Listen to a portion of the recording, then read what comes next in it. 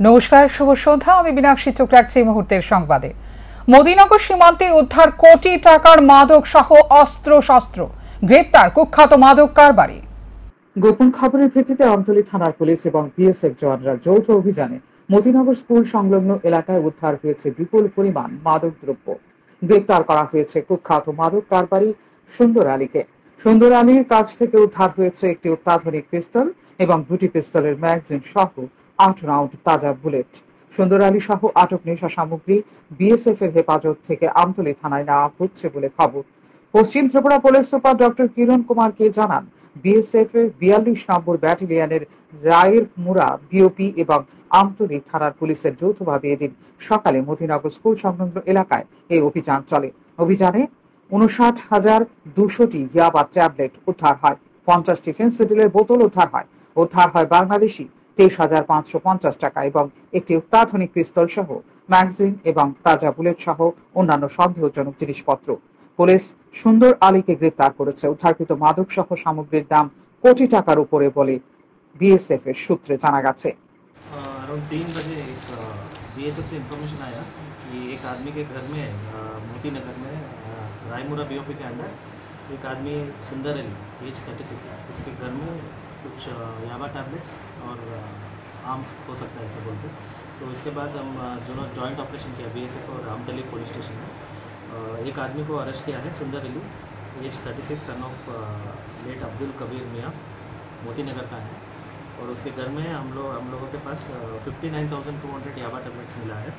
उसके अलावा 50 pencil bottles मिला है और एक पिस्टल है सेमी इम्प्रोवाइज्ड ये 7.65 कैलिबर का। इसके साथ 7 राउंड्स भी है, लाइव राउंड्स, और 23,000 बांग्लादेश करेंसी मिला है और एक करेंसी काउंटिंग मशीन भी है। किस लिए रखा था बांग्लादेश में प्रचार के लिए कुछ? मैं अभी इंट्रोगेशन करेंगे इसको। अभी हम लोग रिमांड में लेंगे, पुलिस रिमांड में, और उसको पूरा निकालेंगे क्या क्या करता था एक्चुअली, कैसे बिजनेस करता है, कहाँ से माल आया है, कहाँ दे रहा था।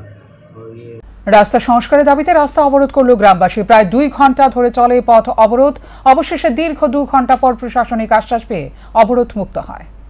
ধর্মনগর মহকুমা কৃষ্ণপুর থেকে তিলথই যুবরাজনগর পর্যন্ত রাস্তার কাজ দীর্ঘদিন ধরে চলছে, কিন্তু সঠিক সময় মতো কাজ সম্পন্ন হচ্ছে না।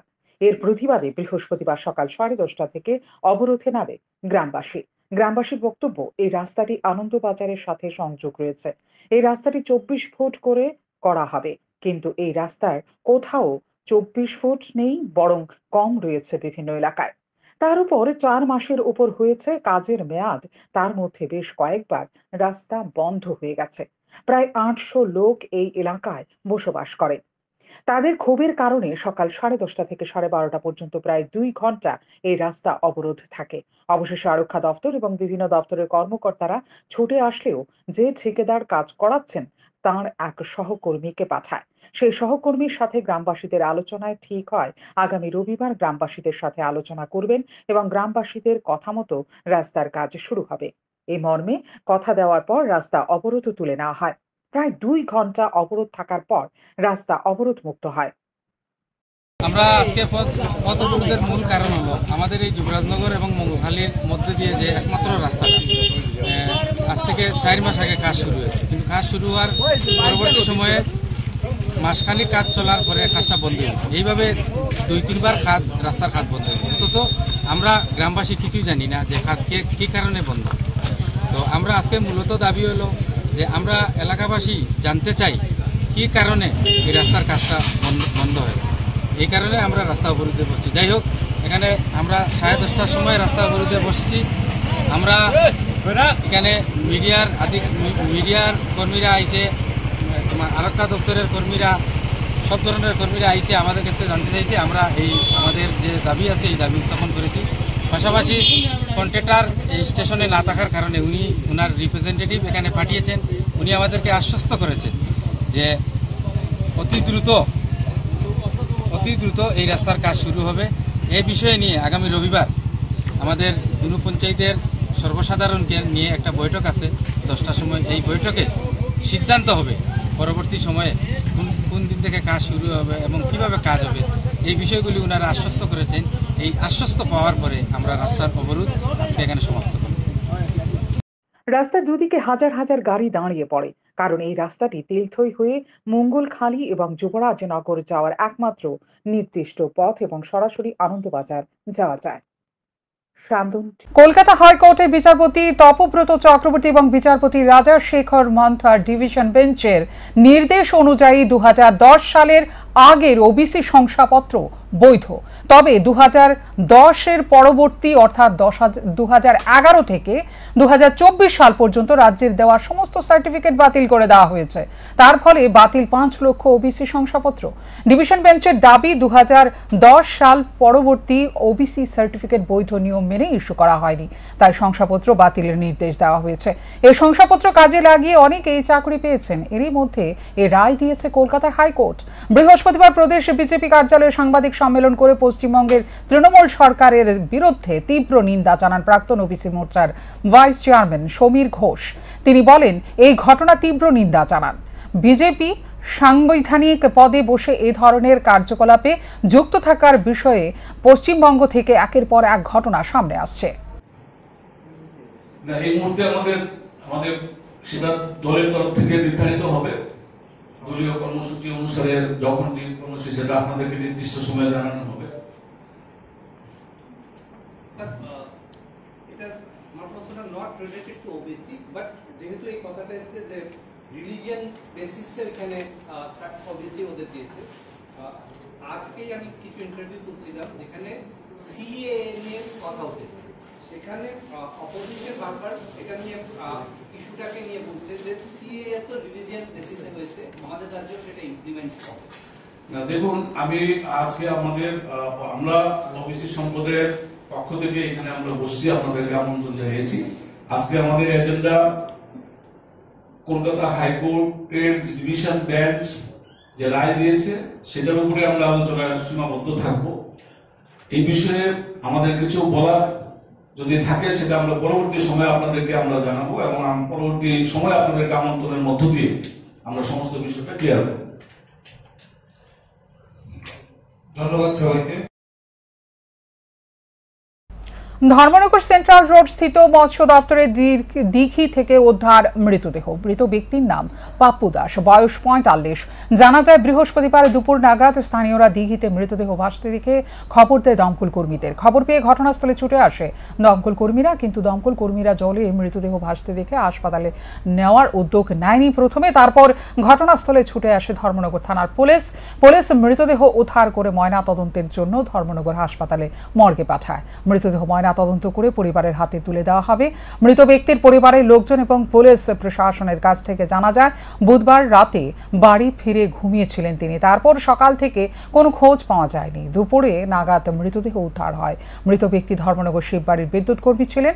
ঘটনায় ব্যাপক চাঞ্চল্য সৃষ্টি হয় এলাকায়। এখানে আসার মূল কারণ, দেখুন, কিছুক্ষণ আগে আমাদের কাছে খোঁজ গিয়েছিল, তো আমরা এসেছিলাম। এসে উনি জলের মধ্যে পড়ে আছেন। ওখানে উপস্থিত পাবলিক ছেলেরা ছিল, ওরা এটাকে তুলে রাস্তার সামনে রেখে দিয়েছে। তো দেখলাম এটা মোটামুটি যে সিমটম দেখা যাচ্ছে, মোটামুটি কিছু না হয় 20-22 মিনিট হলো মোটামুটি মারা গেছে। মানে পুরো ডাক্তার হয়ে গেছে। যে শরীরের চেহারা দেখে বোঝা যাচ্ছে যে অন্ততপক্ষে 24 আওয়ার্স মারা যাওয়ার। তো আমরা এসে যেহেতু মারা গেছে, যদি জীবিত থাকতো এটা আমরা রিকভারি করি, কিন্তু যখন মারা যাওয়ার পর এটা কিন্তু টোটালি পুলিশ কেস। যদি জীবিত থাকতো তাহলে আমরা এটাকে রিকভারি করি 100 বার। যদি কোনো ইনজুর হয় বা যদি জলের মধ্যে পড়েছেন, ধরুন না এটা নিলে পরে বাঁচবে, এই ধরনের বোঝা যায়। কিন্তু এটা তো পুরা বরফের মতো ডাক্কা হয়ে গেছে, মানে এটা তো ভেসে গেছে। মানে কি, কোন সময় বোঝা যায় যে জলে পড়ার পর যখন ভেসে উঠবে তখন তো এটা 100% কিছু না হয় 24 আওয়ার হয়ে গেলে এটা ভেসে উঠে। হ্যাঁ, তারপর তো একজনকে জিজ্ঞেস করলাম যে ওনার নাম কি, তো এমনি বোঝা গেছে কালী দাস ওনার নাম। পাপ্পু দাস। হ্যাঁ পাপ্পু দাস। আচ্ছা, যাই হোক, হতে পারে, সবাই তো জানে না। ওখানে 2-1টা ছেলে ছিল, ওরা নাম বললো। তখন মেট্রোটা কোথায় নিয়ে রাখছেন? এখন দেখুন এমন অবস্থা, আমাদেরকে ডেড বডিও আমাদেরকে টানতে হয়। এটা কিন্তু আমাদেরকে নেওয়ার নিয়ম না, যেটা হ্যাঁ, এটা আমাদেরকে রেস্কিউ করার কোনো নিয়ম না। এই যে ডেড বডিকে যখন নিয়ে যাই আমরা, ওখানে যদি একটা কল আসে, এটা লাগবে, কোথায় নিয়ে যাচ্ছেন? হসপিটাল দিয়ে দেবো। করার নেই। বঙ্গোপসাগরের নিম্নচাপের প্রভাবে আগামী ২৬ এবং ২৭ মে রাজ্যের বিভিন্ন জেলায় ভারী থেকে অতি ভারী বৃষ্টিপাত, বজ্রবিদ্যুৎ, ঝড় বাতাসের সম্ভাবনা রয়েছে জানায় রাজ্যের আবহাওয়া দফতর। বঙ্গোপসাগরে নিম্নচাপ তৈরি হয়েছে। নিম্নচাপটি উত্তর পূর্ব দিকে অগ্রসর হয়েছে। এই নিম্নচাপ ক্রমশ উত্তর পূর্ব দিকে এগিয়ে শক্তি বাড়িয়ে ঘূর্ণাবর্তে পরিণত হবে। এ বিষয়ে রাজ্য আবহাওয়া দপ্তরের পক্ষ থেকে সায়েন্টিস্ট সি ডাক্তার পার্থ রায় জানান, বৃহস্পতিবার এবং শুক্রবার রাজ্যের বিভিন্ন স্থানে হালকা বৃষ্টিপাতের সম্ভাবনা রয়েছে, কারণ নিম্নচাপ উত্তর পূর্ব দিকে ধীরে ধীরে ধেয়ে আসছে। ২৫ মে সকালে এটি সাইক্লোন ঝড়ে পরিণত হবে। তারপর ঘূর্ণাবর্তে ২৬ এবং ২৭ মে ভারী থেকে অতিমাত্রায় ভারী বৃষ্টি হবে রাজ্যের দক্ষিণ জেলা, গোমতী জেলা, সিপাহীজলা জেলা, ধলাই জেলায়। পাশাপাশি বজ্রবিদ্যুৎ, ঝড় বাতাস ৪০ থেকে ৫০ কিলোমিটার বেগে হবে। ২৭ মে উত্তর জেলা, ঊনকোটি জেলা, ধলাই জেলা, খোয়াই জেলায় অতি ভারী বৃষ্টিপাত হবে। পাশাপাশি রাজ্যের অন্যান্য জেলাগুলোতেও প্রবল বৃষ্টিপাতের সম্ভাবনা রয়েছে বলে জানান তিনি। যেটা আবহাওয়া আমাদের যে মডেল আইএমডি ইন্ডিয়ান মেট্রোলজিক্যাল ডিপার্টমেন্টের যে মডেল ফোরকাস্ট যেটা ডিসিশন নেওয়া হয়েছে, আজকে এবং কালকে মানে হালকা থেকে মাঝারি বৃষ্টির সম্ভাবনা আছে রাজ্যের ডিস্ট্রিক্টের কিছু কিছু জায়গাতে।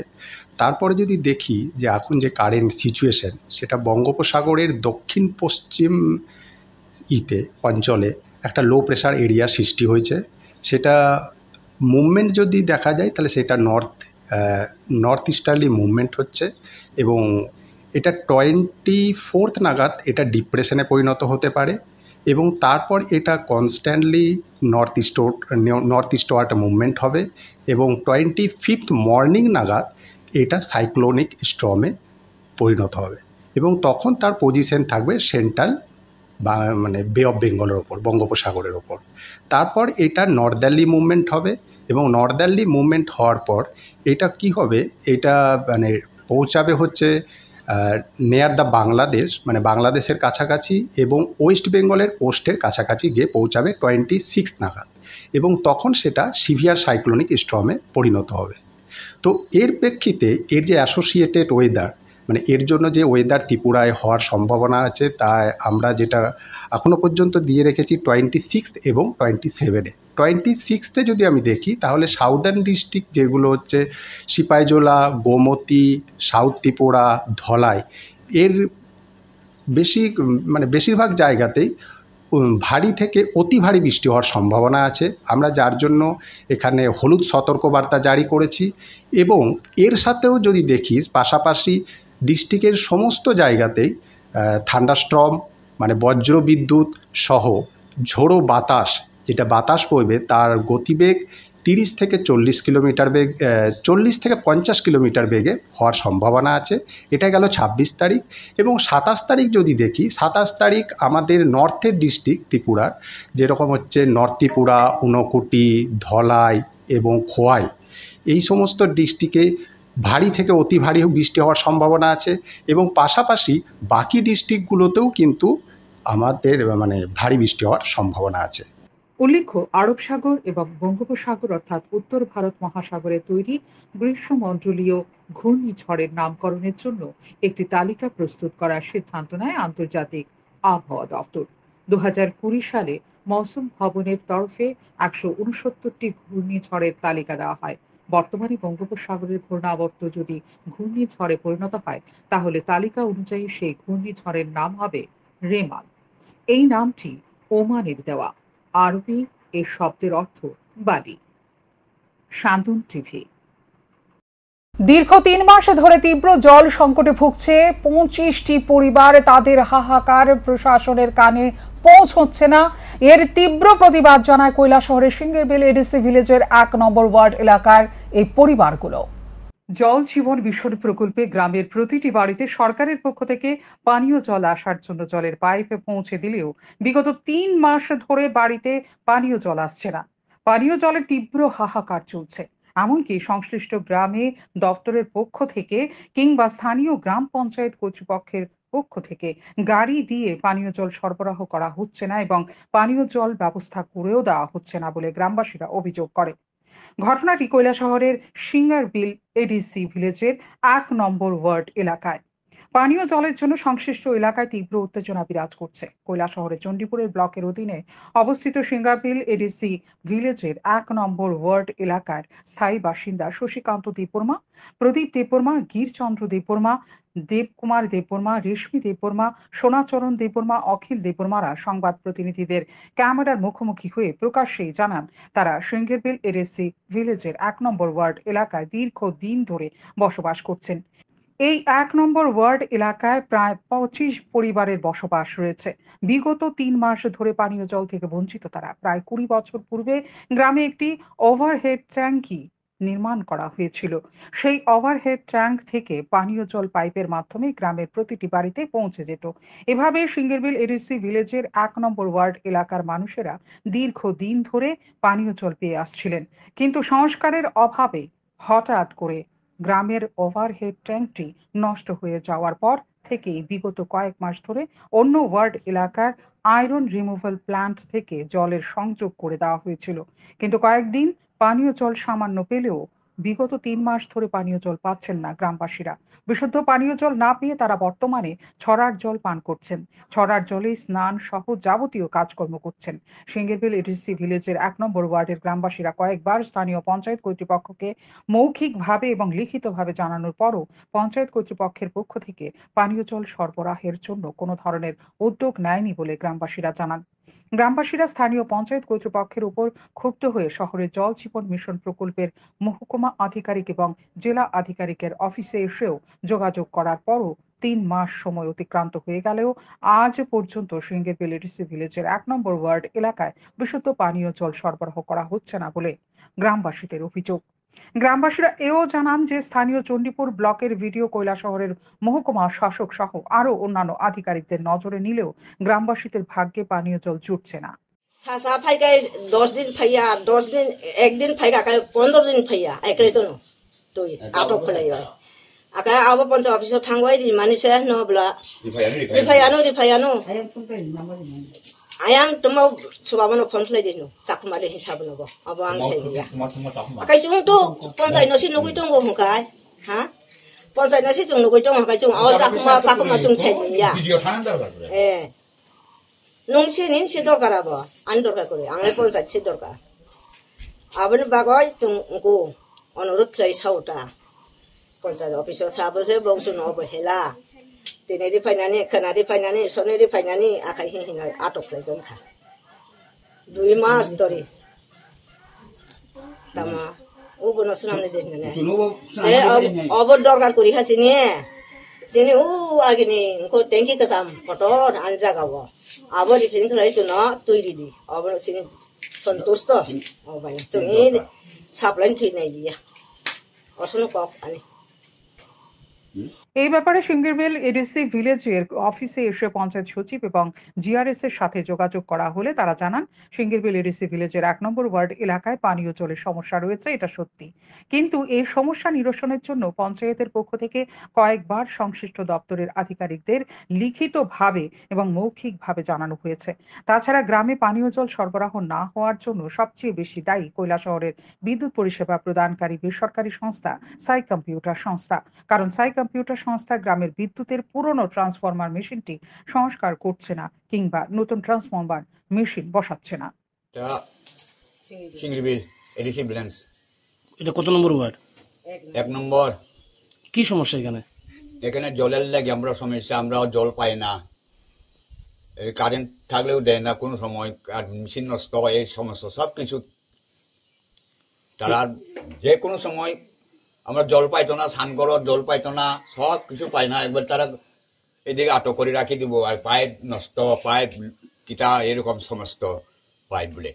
তো পঞ্চায়েত অফিসে গিয়ে জিজ্ঞেস করছেন নি? জিজ্ঞাসা করছে তারা কি তারা আজকে দিব, কালকে দিব, পরশুদিন দিব, এই কথা কয়। কতদিন ধরে আপনার পানীয় জল পান না? 1 মাস, 1-2 মাস। তো আপনারা এখন কি চাইতেছেন? এখন তো সরার জল খায়। এখন এখন এখানে কত ফ্যামিলি আছে? এখানে আছে 20। যার ফলে গ্রামে প্রতিদিন পানীয় জল সরবরাহ করা যাচ্ছে না বলে জানান পঞ্চায়েত কর্তৃপক্ষ। শান্তন টিভি।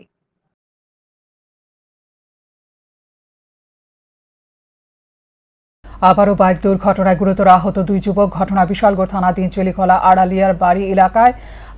জানা যায় বিশালগড় চেলিখলা আড়ালিয়া বাড়ি এলাকায় দ্রুত গতিতে বাইক নিয়ন্ত্রণ হারিয়ে দুর্ঘটনার কবলে পড়ে বাইকে থাকা নাইমুল হোসেন ও বাপুর মিয়া নামের দুই যুবক গুরুতরভাবে আহত হয়। স্থানীয়রা দেখতে পেয়ে খবর পাঠায় বিশালগড় অগ্নি নির্বাপক দপ্তরের কর্মীদের। খবর পেয়ে ঘটনাস্থলে ছুটে গিয়ে আহত দুই যুবককে উদ্ধার করে বিশালগড় মহকুমা হাসপাতালে নিয়ে আসে দমকল কর্মীরা। আহত যুবকদের জখম গুরুতর হওয়ায় হাসপাতালে কর্তব্যরত চিকিৎসক প্রাথমিক চিকিৎসার পর আহতদের রাজধানীর জিবি হাসপাতালে রেফার করে দেয়। এদিকে দুর্ঘটনার খবর পাওয়ার প্রায় 1.5 ঘন্টা পরেও ঘটনাস্থল পরিদর্শন করতে যায়নি বিশালগড় থানার পুলিশ বলে অভিযোগ। ফলে দুর্ঘটনাগ্রস্ত বাইকটি উদ্ধার করতে পারেনি পুলিশ। চেলিখলা আড়ালিয়া একটি পালসার বাইক অ্যাক্সিডেন্ট হয়েছে। দুইজন লোক সিরিয়াসলি ওয়েন্ডেড হয়েছে। বিশালগড় ফায়ার সার্ভিস স্টাফ খবর পেয়ে বিশালগড় মহকুমা হাসপাতালে নিয়ে এসেছে। কি নাম তাদের? তাদের নাম হয়েছে, একজন নাম হয়েছে বাবুর মিয়া, 21 বছর বয়স। আরেকজন নাম হয়েছে নাইমুল হোসেন, 20 বছর বয়স। তাদের অবস্থা কিরকম? তাদের অবস্থা সিরিয়াস। কিভাবে হয়েছে দুর্ঘটনাটা? দুর্ঘটনাটা হয়েছে নতুন পালসার বাইক নিজেই পয়লা সিরিয়াস নিয়েছিল। প্রায় 4 লক্ষ টাকা দিয়ে সোনামুড়া টাউন হলের এসি মেরামতের 2 মাসের মাথায় ফের বিকল গন্ধ বের হচ্ছে দুর্নীতির। সমবেত প্রার্থনা করে থাকেন বৌদ্ধ ধর্মাবলম্বীদের পাশাপাশি হিন্দুদের কাছেও এই দিনটি অত্যন্ত গুরুত্বপূর্ণ, কারণ হিন্দু ধর্ম অনুসারে শ্রী বিষ্ণুর নবম অবতার হিসেবে গণ্য করা হয় গৌতম বুদ্ধকে। দিনে সেই মহামানব মহাকারণিক গৌতম বুদ্ধের ত্রিস্তুতি পরিচালিত অনুষ্ঠান আজকের দিনে, যেটা মূলত বৈশাখ মাসে হয়, কিন্তু এখন তো জ্যৈষ্ঠ মাসে পড়ে গেছে। বৈশাখী পূর্ণিমা এবং বুদ্ধ পূর্ণিমা হিসেবে সমধিকভাবে পরিচিত। বুদ্ধের জীবনে 3টি ঘটনা, বুদ্ধের জন্মলাভ এবং বোধিবৃক্ষ বোধিত্রুম তলে তার বুদ্ধত্ব লাভ এবং আপনার শালবন মল্লদের শাল বাগান, যেটা বর্তমানে কুশিনারা হিসেবে পরিচিত, সেখানে তিনি মহাপরিনির্বাণ লাভ করেছে। তো বুদ্ধ মূলত চতুরার্য সত্য নামক ধর্ম প্রচার করেছেন, যা বৌদ্ধ ধর্ম হিসেবে পরিচিত। চতুরার্যের সত্যের সর্বশেষ সত্য, মানে 4 নম্বর সত্য হলো দুঃখ নিরোধের উপায় আর্য সত্য, যেখানে তিনি আর্য অষ্টাঙ্গিক মার্গপথের বর্ণনা দিয়েছেন। যে আর্য অষ্টাঙ্গিক মার্গপথে পরিচালিত হলে যে কেউ দুঃখ হতে মুক্ত হতে পারে।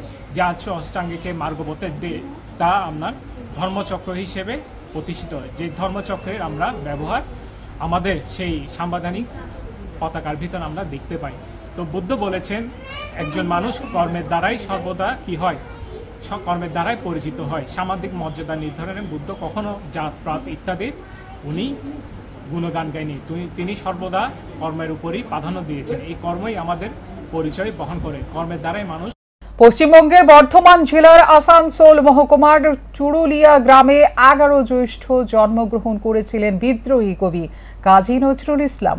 আগামী শনিবার কাজী নজরুল ইসলামের জন্মদিনকে সামনে রেখে রাজ্য সরকারের তথ্য ও সংস্কৃতি দপ্তরের উদ্যোগে এক অনুষ্ঠানের আয়োজন করা হয়েছে। প্রতি বছরের ন্যায় এই বছরও রাজধানী নজরুল কলাক্ষেত্রে বিদ্রোহী কবির কাজী নজরুল ইসলামের মর্মর মূর্তিতে পুষ্পার্ঘ্য অর্পণ ও প্রভাতী শ্রদ্ধা নিবেদন অনুষ্ঠানের আয়োজন করা হয়েছে। এছাড়াও কুঞ্চি কাঁচারা নজরুল সঙ্গীত ও নৃত্য পরিবেশন করবে। নজরুল জয়ন্তীকে সামনে রেখে নজরুল কলাক্ষেত্র চলছে জোর প্রস্তুতি। শ্রমিকরা নজরুল কলাক্ষেত্রকে নতুন সাজে সাজিয়ে তুলেছেন। আমরা কবি নজরুল ইসলামের কাজ করতেছি সরকারি প্রোগ্রামে।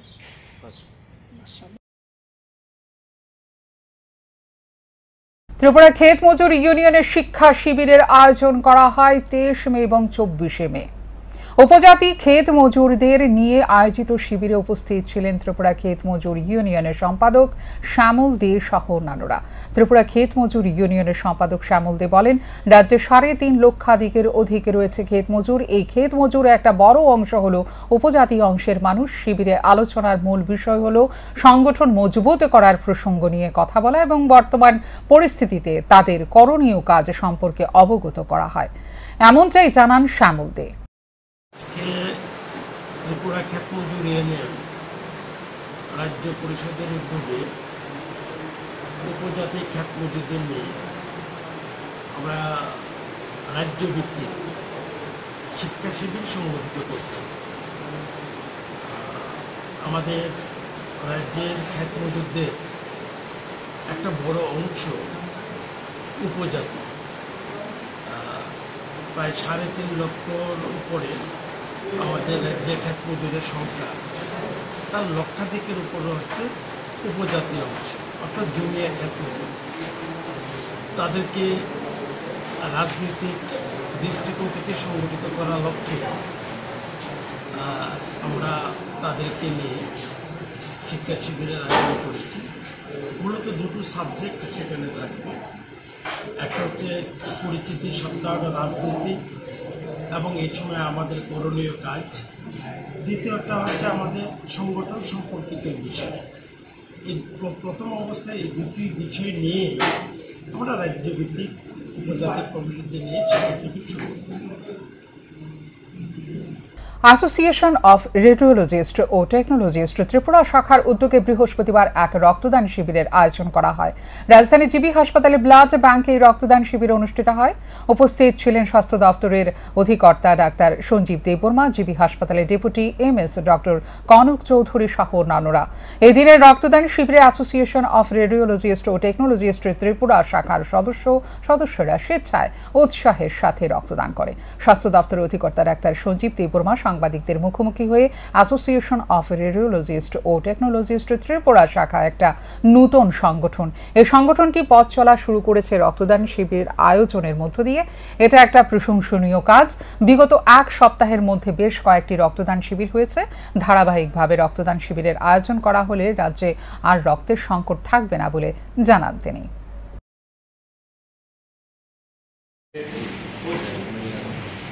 আমাদের রেডিওলজিক্যাল টেকনোলজিস্ট অফ ত্রিপুরা এটা একটা নতুন সংগঠন, এবং এই সংগঠনটা তৈরি হয়ে ওনাদের যে প্রথম কাজ, একটা রক্তদানের আয়োজন করা হয়েছে এজেএমসি এনজি প্ল্যাটফর্মকে।